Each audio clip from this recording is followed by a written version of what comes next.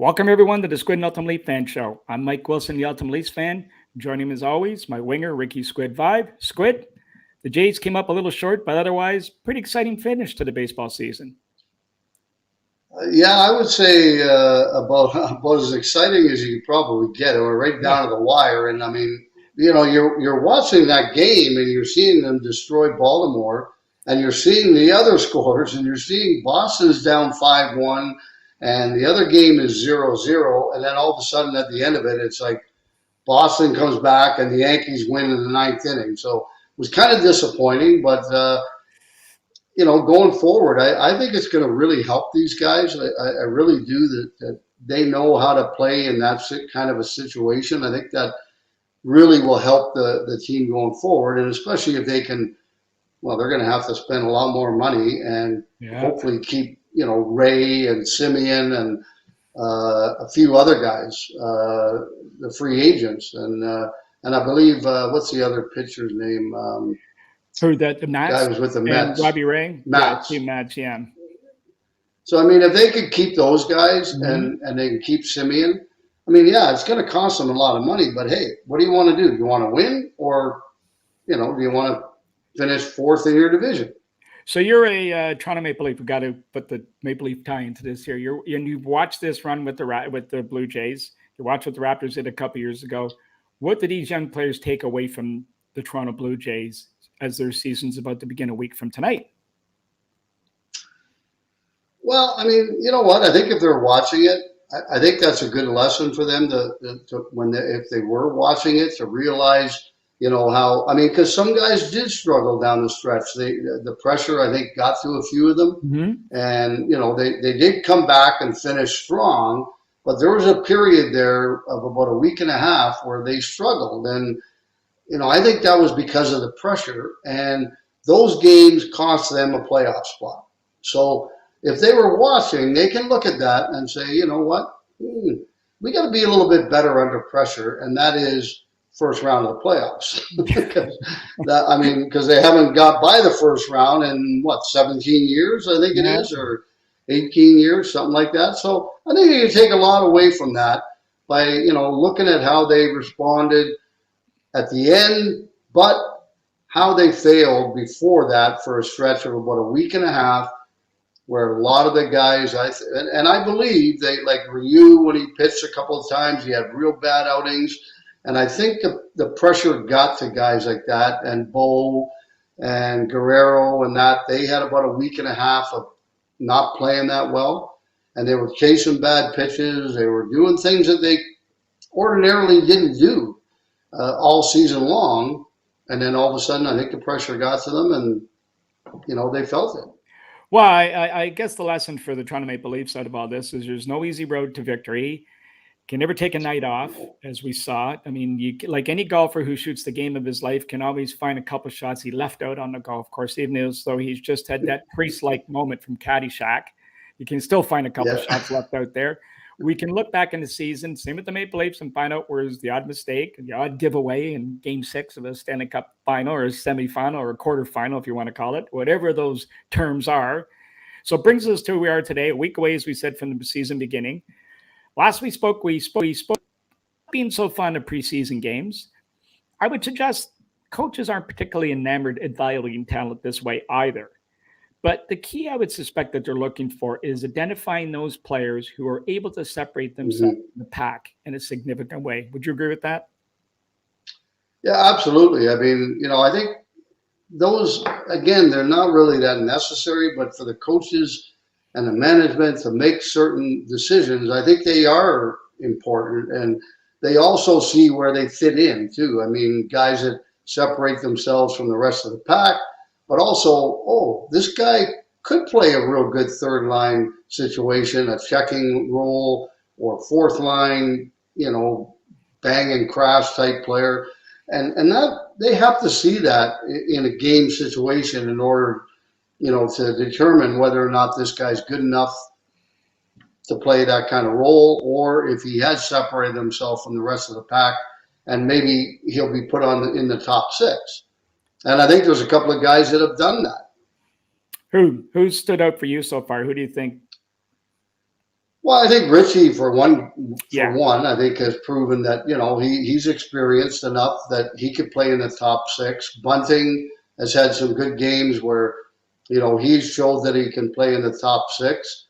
And there's a couple other guys that played okay in a few exhibition games, but got sent down to the Marlies. So those guys are available if they ever need them through injury and that sort of thing. But I mean, there's two areas where I'm still concerned, and that is their defense and their goaltending. And I'm not worried about the forwards one bit because Yeah. I think they can put four pretty good lines together with the guys they have there, and just the defense and the goaltending is one area where I got to put a big question mark up there right now, anyway. And let's see how they do. Why, to your point, Muzzin's banged up again already. Lower body injury they mentioned last night or yesterday. They can ill afford to have him out for any length of time throughout the season. The D is so thin. The top four looked fine, including him. Sandin, as we've mentioned in the past, if he can become a version of ex-New Jersey Devil Brian Rafalski, the Leafs have something. He certainly isn't shy about jumping into the play or positioning himself high in the slot when the puck is in the offensive zone. He's been able to get back, but at a higher competition, can he get away with that? My other concern is his strength on the puck in his own end. But the unfortunate part, or fortunate part for him, is they're going to have to let him play and find this out because we know defensemen take a little. You experienced it watching the Gary Nylands and Jim Bennings, Boimstruck, and Bobby McGill, and even Todd Gill. Look how long it took him to develop into a fine NHL defenseman. Yeah. They take time, but they have to show signs of progress. And sort of on the opposite side of that, look at Timothy Liljegren as an example, who just doesn't look like he's improving at all. No, I don't see it. And again, there's nothing wrong with them going to the American Hockey League, playing more minutes, playing meaningful minutes, penalty kill minutes, power play minutes, and learning on the job in the American Hockey League. Because the American Hockey League is a damn good league. And if you can, separate yourself in that league and show that you're the best defenseman in that league or one of the best, then you got a chance to play at the next level. And again, Sandin's got to play. They got to put him in there, and they got to let him play and play him 15, 16 minutes a game, because that's the only way they're going to find out if he can play at that level or not. Well, the guys like you've mentioned already, Richie and Bunting and Cachet and also Kemp, those guys are all going to play, and they're going to get a shot to play. My little favorite so far is Josh Hosang, the diamond in the rough. Had 4 assists in the power play. Not bad. I mean, it is preseason. He's going to sign with the Marlies. It's a kid like him or this Kirill Semyonov. I hope I didn't butcher that name too bad. Who they got from the KHL, who's 27 years old. So he's got some pro experience. He didn't look bad playing in the middle of subbing for 34 last night, but he had 2 good guys going with him, with Richie and Marner. But it's guys like that you need to step up. And as we both agree, we aren't concerned about the forwards, but what we could look at is that a couple of these guys overdevelop at the Marner level and then can be used as trade bait to maybe shore that defense up as the season goes along. Yeah, I mean, there's a lot of options there, Mike. I mean, that's the biggest thing is that, there's depth. So if there's injuries, they can always call them up. But as you said, if they're healthy and they stay healthy, there might be 1 or 2 forward chips that could bring in a pretty good defenseman. And I mean, at the deadline, that'd probably be something that, they would look at. And even if it's an existing guy off the Leaf roster and one of the guys in the minors, to bring in a good defenseman, I mean, that's a possibility too. But through the regular season, up until the deadline, there's a lot of depth there. They can call up 3, 4 different guys that could fill in any role that they put them in. And then we come to the goaltending. They haven't been tested very much. Last night, I think they had 20 shots, and most of them, I don't think even had a move to stop them. But again, we have to look at them the same way as we looked at the D. It's pretty thin. Yeah, I got to agree with you 100%. I mean, Campbell played well last year, and I think he took away a lot from the way he played last year and the disappointment at the end of the season. But again, I'm not really, you know, fully sold on the two guys they have, and they're Mhm. probably going to play a platoon type system, which may help. Both of them playing, 35, 40 games apiece or something like that, and Yeah. so. But again, we just don't know how they're going to respond, and the defense, same thing. I mean, the top four, if they're healthy and they stay healthy, they're fine. After that, there's a pretty big drop off. Well, let's go to the coach. Keith, in my view, and I'm watching him get interviewed, he looks a little more comfortable in front of the camera. His answers seem to be a little more direct, a little more candid. Seems to be a little animated in his animated. And there's first day of the new tongue, guys. I'm just breaking it in here today. Animated in his responses when he's identifying players. His maturity as a coach, I think, is going to go along. You're seeing already, he's given the players a little taste of things out of their comfort zone, like Nylander killing penalties is a good one. But you know what? Who knows? Yuri Curry killed penalties in Edmonton. Mikheyev, playing him in the power play. I mean, there's a guy that probably needs a crane to carry those two cement hands around with him, lift to carry him around the ice. But if you can ever keep the cement from drying on his hands, who knows if the puck goes in net? So it looks to me like he's comfortable enough now with the players. He's going to let them decide, as most good coaches should, who plays and who doesn't play. And if you're not going to play in this roster, it's going to be your own doing. And there's Mikheyev as a perfect example. He's playing with Tavares and Nylander. If you can't play with those two, then sit down and shut up.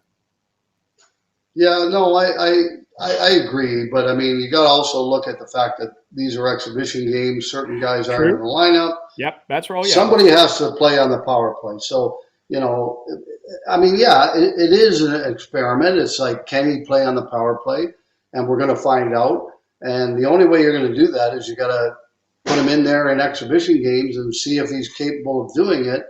But then, you get to the regular season, it's a whole different animal. And you're going to have your two power play units, and the likelihood of the guys that were on it in preseason probably aren't going to be on it come regular season. And you can say the same thing about the penalty kill too.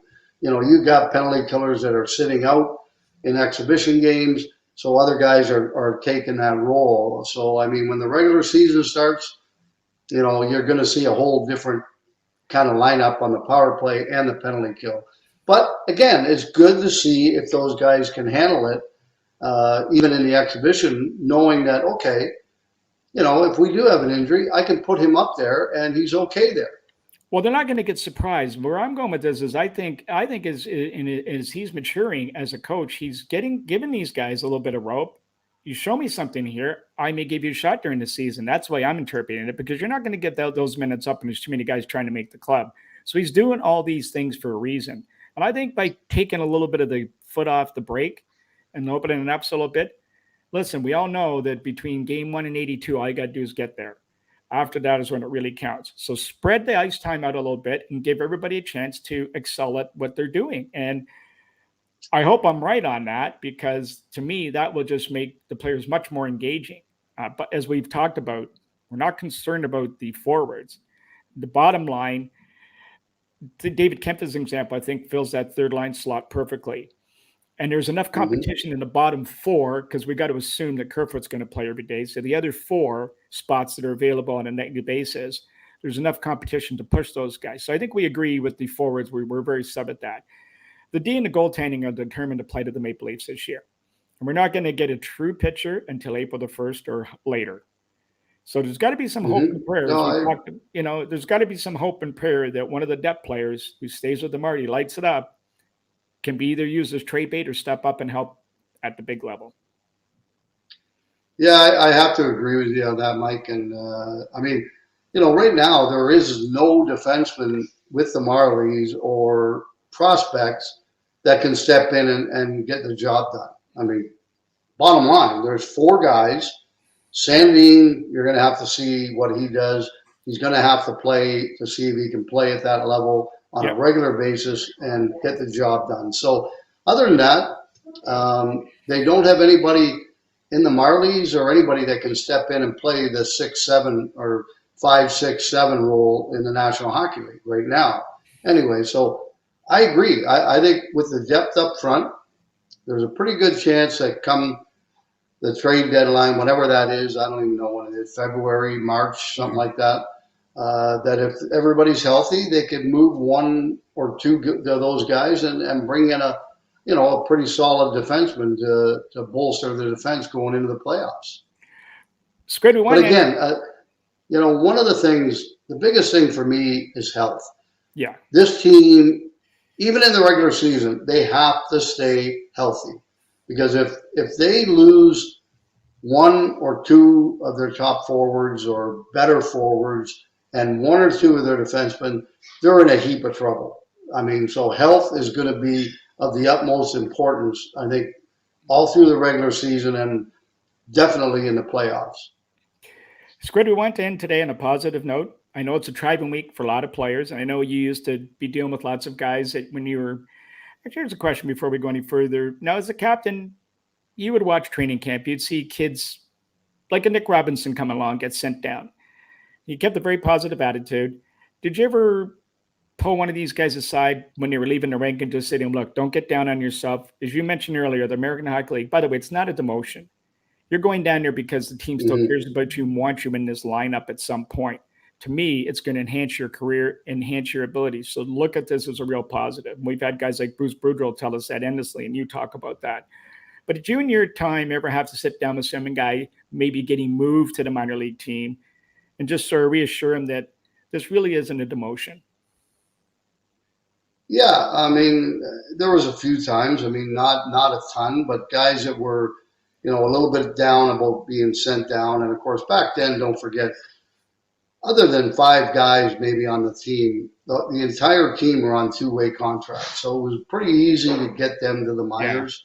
Yeah. And you had recallable waivers. You could put them on recallable waivers. And if someone claimed them, you recall them. So it was pretty easy. And guys were shuffling up and down all the time. And the odd time you'd have a young guy that would get a little down, and you'd maybe just have to talk to him and say, listen, hey, this is an opportunity for you to go down there. You're going to play more. You're going to play in all the key situations, and it's up to you if you want to play well enough to get back up here. So go down there, work your tail off, and get yourself back up here. And I mean, that's all you can tell them, really, because what else is there to say? Well, we want to end on a positive note today. For a lot of these kids that are sitting there, have been sent down, they're probably feeling a little bit down as they're heading down there. So we want to send them a little bit of a note along with your comments right there, your encouraging thoughts. The other fact is we want them to embrace this opportunity. So for all you guys out there, we want to leave you this gem from Teddy Roosevelt. You ready for today's words of wisdom? Oh, Teddy Roosevelt. Wow. We're going deep. So we're going real deep tonight. We're going deep in this one. So here we go from Teddy Roosevelt. Positive influence. Believe you can, and you're halfway there. Mm-hmm. Yeah, I'd have to agree with that. I mean, if you don't believe you can, then you're never going to get there. So exactly. At least if you believe you can, yeah, you're halfway there. The other half is putting in the work and making that happen. I totally agree with that. And the other halfway there is John Bon Jovi, living on a prayer. You're halfway there.